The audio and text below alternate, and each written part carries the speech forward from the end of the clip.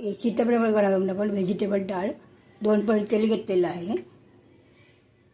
Vegetable डाळ, मोहरी, जिरं, अख्खे धणे, हिरवी मिरची, लाल टाकलेली मिरची, टॅमॅटो, मिक्स वेल, मटार, गाजर, बटाटा अजून किसून टाकायचं आहे आपल्याला.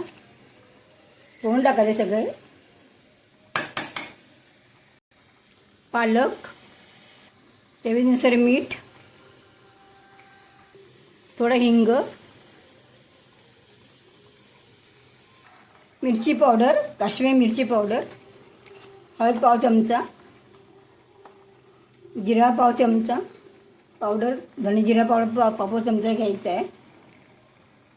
थोडा सब्जी मसाला टाकायचा आहे, छान लागते ना डाळ.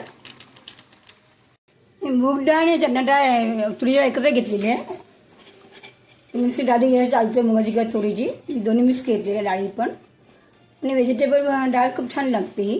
कधी भाजी नसेल तर खायला बरी पडते ना. आणि टाकून शिजवून घ्यायची शिट्ट्यामध्ये आपल्याला ही.